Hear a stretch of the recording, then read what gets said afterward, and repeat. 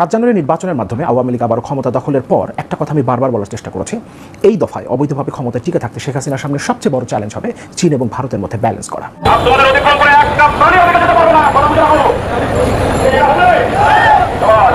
আজ আমাদের অতিক্রম করে একটা প্রাণীও ওদিকে যেতে পারবে না। পুলিশের এমন দীপ্ত কণ্ঠে ঘোষণা দেওয়ার পরক্ষণেই ছাত্র সমাজ পুলিশকে লক্ষ্য করে ভুয়া স্লোগান দিতে দিতে পুলিশের ব্যারিকেড ভেঙে স্বাধীনতা বিরোধী ও বঙ্গবন্ধুকে সপরিবারে হত্যায় জড়িতরা কোটা আন্দোলনের ষড়যন্ত্র ও নাশকতার চেষ্টা করছে বলে অভিযোগ করেছেন আইনমন্ত্রী আনিসুল। ব্রাহ্মণবাড়িয়ার আখাউড়ায় আইনমন্ত্রীকে স্বাগত জানাতে গিয়ে আওয়ামী লীগের দুই গ্রুপের মধ্যে সংঘর্ষে উভয় পক্ষের 10 জন আহত। প্রিয় দর্শক বন্ধুরা, আসসালামু আলাইকুম। নতুন একটি ভিডিওতে আপনাদের জানাই স্বাগতম। আজকের এই ভিডিওতে আপনারা দেখতে চলেছেন পুলিশ এবং ছাত্রদের মাঝখানে কিন্তু ভয়াবহ একটি সংঘর্ষ হয়ে গিয়েছে। সেই সাথে কিন্তু আইনমন্ত্রীকে গণদোলাই দিয়েছে সাধারণ জনগণ সহ বাংলাদেশের শিক্ষার্থীরা। প্রিয় দর্শক বন্ধুরা, আজকের এই ভিডিওতে আপনারা বিস্তারিত এবং প্রমাণের মাধ্যমে সবকিছু দেখতে পারবেন। সেই সাথে যে ভিডিওর অংশ থেকে এই ভিডিওগুলো শুরু করেছিলাম, সেই ভিডিওগুলো আপনারা বিস্তারিতের মাধ্যমে দেখতে পারবেন। কোঠা নিয়ে কিন্তু আন্তর্জাতিক পর্যায়ে মামলা হয়ে গিয়েছে। এই বিষয়টি এই বিস্তারিত ভিডিওতে আপনারা দেখতে পারবেন। প্রিয় দর্শক বন্ধুরা, বেশি কথা বলবো না, আপনাদের বিস্তারিত ভিডিওতে নিয়ে যাব। বিস্তারিত ভিডিওটি দেখার আগে যারা এখন এই চ্যানেল সাবস্ক্রাইব করে রাখেন, এই চ্যানেল সাবস্ক্রাইব করে পাশে থাকা বেল আইকনটি বাজিয়ে রাখুন। প্রিয় দর্শক বন্ধুরা, এই ভিডিওতে একটি লাইক দিয়ে চলুন আমরা ধারাবাহিকভাবে সেই বিস্তারিত ভিডিওগুলো একের পর এক দেখে আসি।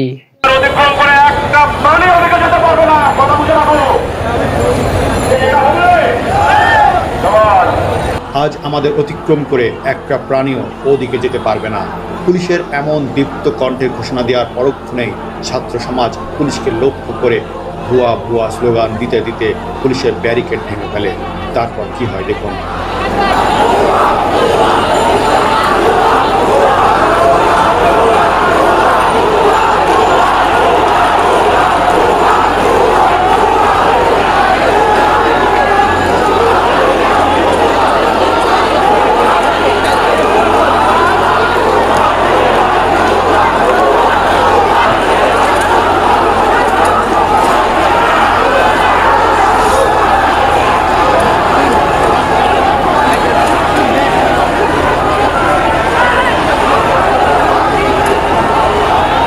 সরকারি চাকরিতে 5% কোটা রেখে জাতীয় সংসদে আইন পাশ করার দাবি জানিয়েছে বৈষম্য বিরোধী ছাত্র আন্দোলন।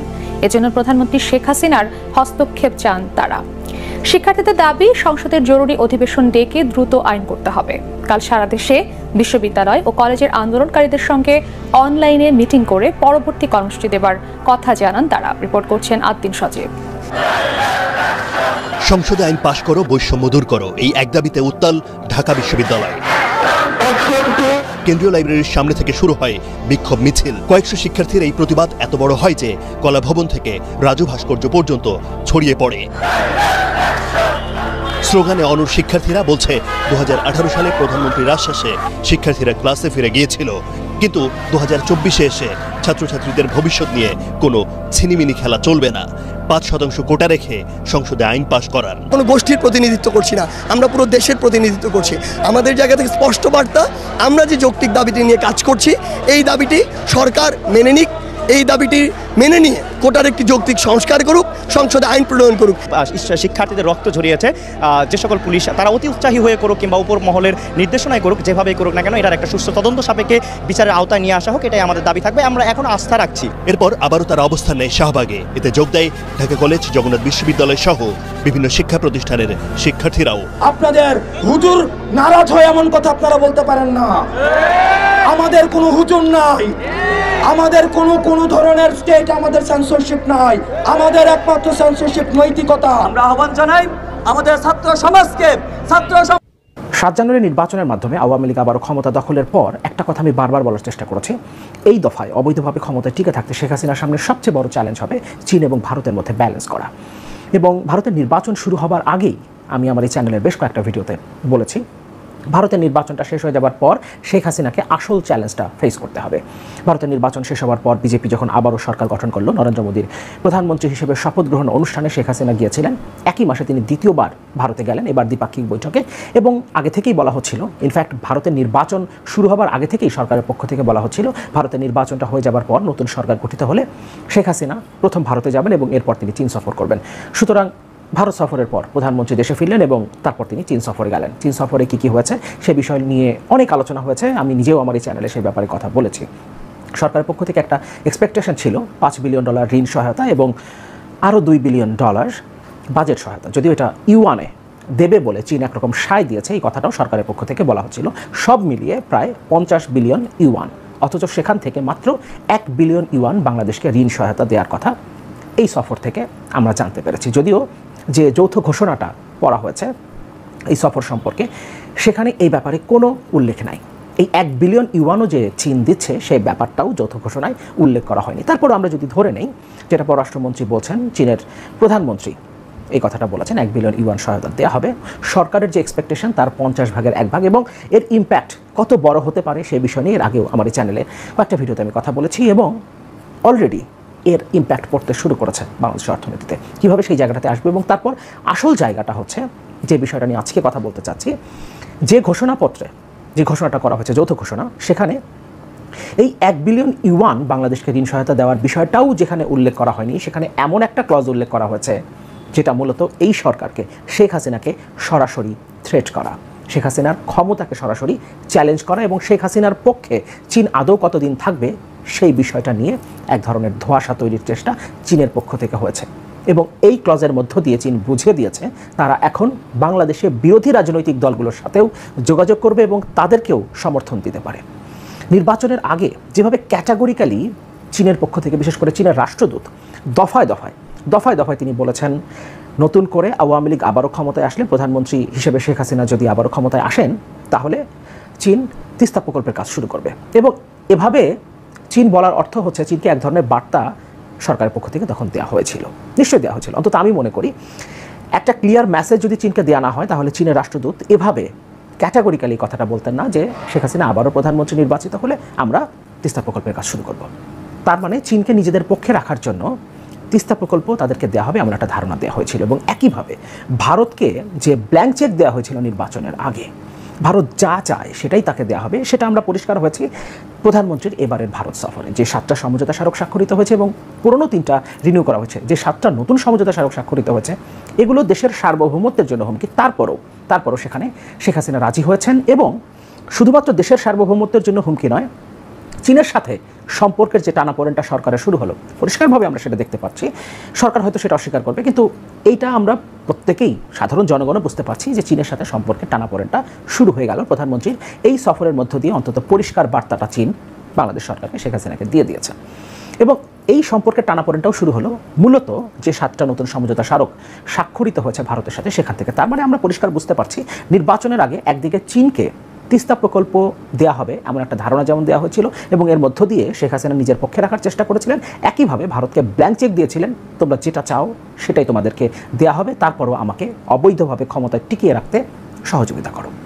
কিন্তু উভয় পক্ষকে তো আপনি খুশি করতে পারবেন না, যেখানে উভয়ের চাহিদা একটা জায়গায় তিস্তা প্রকল্প ভারত ছাড়বে না কোনোভাবেই, এবং চীন এই একটা প্রকল্পের কাজ শুরু করবে এই কথাটা দফায় বলেছেন। এবং আমি আরেকটা বিষয় নিয়ে এর আগেও আমার এই চ্যানেলে কয়েকদিন আগেই কথা বলেছি। প্রধানমন্ত্রী চীন সফরে যাওয়ার ঠিক আগে চীনের রাষ্ট্রদূত আবারও একটা অনুষ্ঠানে পরিষ্কারভাবে বলেছেন, বাংলাদেশ সরকারের কোর্টে বল ঠেলে দিয়েছেন এবং বলেছেন তিস্তা প্রকল্পের কাজ শুরু করার জন্য চীন সরকার প্রস্তুত, এখন বাংলাদেশ সরকারকে সিদ্ধান্ত নিতে হবে। তার মানে ওই থ্রেটের জায়গাটা চীন আগে থেকে দিয়ে যাচ্ছিল, কিন্তু যেহেতু এই প্রকল্প নিয়ে ভারত এখন আগ্রহ প্রকাশ করছে, ভারতের আগ্রহের জায়গাটা কেন সে বিষয়টা নিশ্চয়ই এতদিনে আমরা সবাই জানি, আমি যেটা নিয়ে কথা বলেছি। এবং শেখ হাসিনার এই সফরে চীন পরিষ্কার বার্তা দিয়ে দিয়েছে, আফ্রিকার গিনি বিসাউয়ের রাষ্ট্রপতিকে যে সম্মানটা তারা দিয়েছে, যে অ্যাটেনশনটা চীন দিয়েছে, সেটাও শেখ হাসিনাকে দেওয়া হয়নি। এবং যে যৌথ ঘোষণায় 1 বিলিয়ন ইউয়ান দেওয়ার ব্যাপারটা উল্লেখ করা হয়নি, সেখানে এমন কিছু ক্লজ উল্লেখ করা হয়েছে যাতে পরিষ্কার হয় চীন আসলে শেখ হাসিনাকে এক ধরনের থ্রেট দিতে চাইছে। এই জায়গাটা আমরা একটু দেখব। তার আগে যে ইম্প্যাক্টটা এখন অলরেডি পড়তে শুরু করেছে বাংলাদেশের অর্থনীতিতে, অনেক ধরনের ইম্প্যাক্ট পড়তে শুরু করেছে, অনেকগুলো ইম্প্যাক্ট আস্তে আস্তে পড়বে বাংলাদেশের অর্থনীতিতে নিশ্চিতভাবেই, কিন্তু যেটা পড়তে শুরু করেছে সেটা আমরা একটু দেখি। বণিক বার্তা কোটা সংস্কারের আন্দোলনটা তুমুলভাবে, বেশ শক্তভাবে, খুব দ্রুত চারদিকে ছড়িয়ে পড়েছে। মানে আজই ঢাকা শহর প্রায় পুরো স্থবির হয়ে গেছে তাদের আন্দোলনের কারণে, তাদের ব্লকেডের কারণে। সারা দেশের বিভিন্ন জায়গায় যানবাহন চলাচল কার্যত বন্ধ, রেল যোগাযোগ কার্যত পুরোপুরি বন্ধ হয়ে গেছে। এই পরিস্থিতিতে, এই প্রেক্ষাপটে হাইকোর্টের, সুপ্রিম কোর্টের আপিল বিভাগ একটা রায় দিয়েছে, যে রায়টা নিয়ে কিছু কথা বলা আসলে জরুরি, এবং সেই রায়টার ইম্প্যাক্ট কি হতে পারে সেটা নিয়ে আলোচনা করা যেতে পারে, দরকার বলেও মনে করি।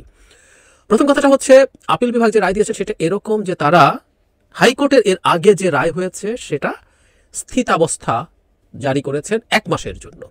তারা এটা স্থগিত করে দেননি, একটু বুঝতে হবে। ওনারা একটা স্পেসিফিক সময় দিয়েছেন 1 মাস, সাধারণত যেটা আমি আগেও বলেছি, হাইকোর্টের রায়ের বিরুদ্ধে যখন আপিল হয় তখন আপিল বিভাগ, এটাও সাথে আমি সবসময় যোগ করেছি, এটা একেবারেই আপিল বিভাগের নিজস্ব জুরিসডিকশন, তারা চাইলে সেটা স্থগিত করতে পারেন, তারা সেটা স্থগিত নাও করতে পারেন। প্রথম যেটা হয়েছিল সেখানে স্থগিত করেননি, এখনও স্থগিত করেনি, কিন্তু 1 মাসের স্থিতাবস্থা দিয়েছেন। ফলে একটু কনফিউশন নানা দিকে তৈরি হয়েছিল, স্থিতাবস্থার মানেটা কি দাঁড়াবে। এবং আমরা পরবর্তীতে দেখলাম অ্যাটর্নি জেনারেল নিজে এটা ব্যাখ্যা দিয়েছেন, এবং এটাই ব্যাখ্যা আসলে, সেটা হচ্ছে এই 1 মাস অন্তত কোটা যে ছিল, মানে আগে ছিল না, 18 সালের সরকার যখন পরিপত্র জারি করে আন্দোলনের মুখে, তারপর হাইকোর্টের রায়ের পর এটা ফিরে এসেছিল, এখন সেটার উপরে যেহেতু হাইকোর্টের রায়ের উপরে যেহেতু স্থিতাবস্থা, তাই এটা এই মুহূর্তে 18 সালে যে পরিপত্র সেটাই কার্যকর আছে। তার মানে এই মুহূর্তে কোনো রকম কোনো কোটা নেই, এটা অ্যাটর্নি জেনারেল বলছেন, এবং এটাই ব্যাখ্যা।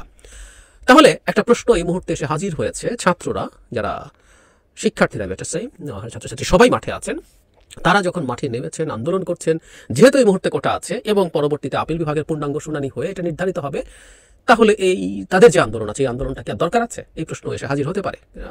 এবং শিক্ষার্থীদেরই 2 জন গিয়ে আপিল করেছেন, সেগুলো শুনানি হবে। এবং সরকারের দিক থেকেও দীর্ঘ সময় থেকে বলা হচ্ছে, আইনমন্ত্রীও বলছেন যে তারা যেন সরকার মানে কোর্টে যান এবং আদালতে গিয়ে তারা তাদের আইনজীবী দিয়ে তাদের অবস্থানকে পরিষ্কার করে সেটা ডিফেন্ড করে তাদের যা প্রাপ্য বা যা চাওয়া সেটা যাতে অর্জন করতে পারেন, এই ধরনের একটা বক্তব্য সরকারের দিক থেকে ছিল। এবং এই মুহূর্তে টেকনিক্যালি কোটা নেই, তাহলে তাদের আন্দোলন কেন প্রয়োজন হবে?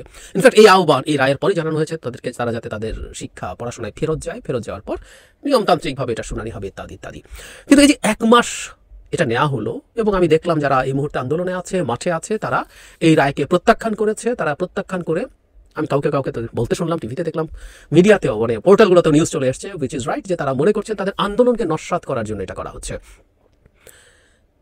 করা হচ্ছে কিনা সেই তর্ক টেকনিক্যালি আমরা আদালতের বিষয় সরিয়ে রেখে এটুকু যদি বলি, এতে তাদের আন্দোলন নস্যাৎ হবে, নষ্ট হবে, ধ্বংস হবে, এবং সেই পরিকল্পনা থাকতেও পারে। আমি দীর্ঘদিন থেকে একটা কথা বলেছি যে আমরা এইরকম একটা রেজিমের অধীনে থাকতে থাকতে এমন পরিস্থিতি তৈরি হয়েছে যে আমরা এখন আমাদের আদালত, এমনকি সর্বোচ্চ আদালতের উপরে কতটুকু আস্থা রাখবো সেই প্রশ্ন এসে হাজির হয়েছে।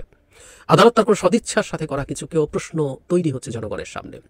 এটা আমাদের আদালতগুলোর মেনে নিতে হবে। আমরা প্রায় একটা উদাহরণ দেই, একজন প্রধান বিচারপতি এই দেশে ক্ষমতাসীন অবস্থায় থেকে তাকে চলে যেতে হয়েছিল, এসকে সিনহার কথা বলছি।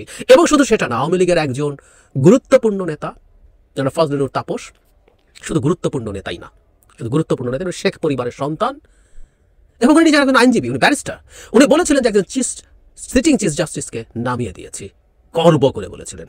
আমাদের মনে থাকার কথা, তাকে আদালত ডেকেছিল, এরপর মানে তাকে একটা শোকজ করা হয়েছিল তার বক্তব্য দিয়ে। আজ পর্যন্ত কি সেটা নিয়ে আমরা কিছু জানি? কিছু হয়েছে? বা এইরকম একটা বক্তব্য দেওয়ার পরও উনি বহাল তবিয়তে আছেন, আদালত তার ক্ষেত্রে কিছুই করে নাই।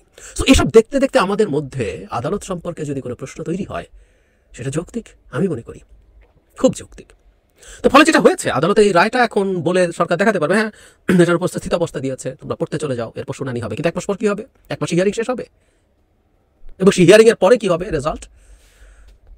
এসব নানান প্রশ্ন এসে হাজির। আমি দীর্ঘদিন থেকে এই কোটা নিয়ে যখন আলোচনা করছি, তখনই একটা আলোচনা করছিলাম, এটা নিয়ে ভিডিও করবো। তারপর আমি আজই দৈনিক প্রথম আলোতে একটা কলাম লিখেছি, আপনারা পড়ে দেবেন। আমি এই কলামটার কন্টেন্ট নিয়ে ভিডিও করবো আবার এক্সক্লুসিভলি, কারণ আমার মনে হয় আলোচনার সামনে থাকা দরকার।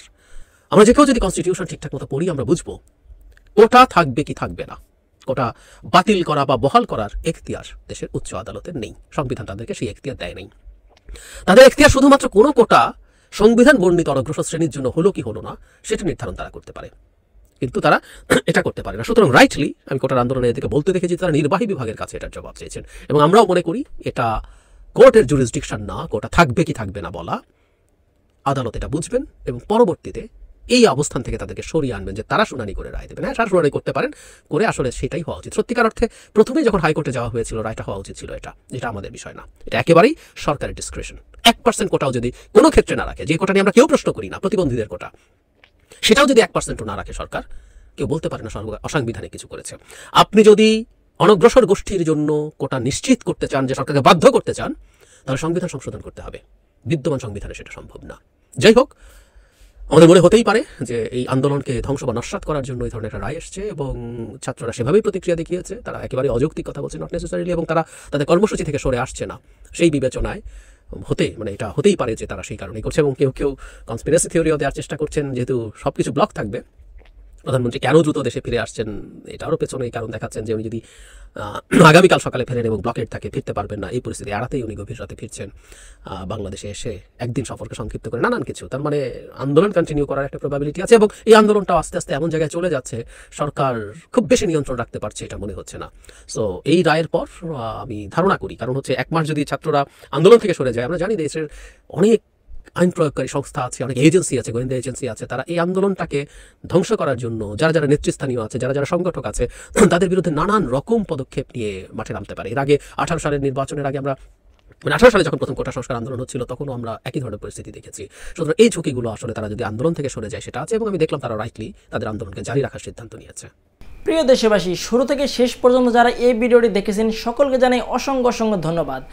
যারা এরকম নিউজ ভিডিও পেতে পছন্দ করেন তারা অবশ্যই এই চ্যানেলটি সাবস্ক্রাইব করে পাশে থাকা বেল আইকনটি বাজিয়ে দিবেন। যারা এখন এই ভিডিওটি শেয়ার করেননি, এই ভিডিওটি দ্রুত শেয়ার করে সকলকে দেখার সুযোগ করে দিন।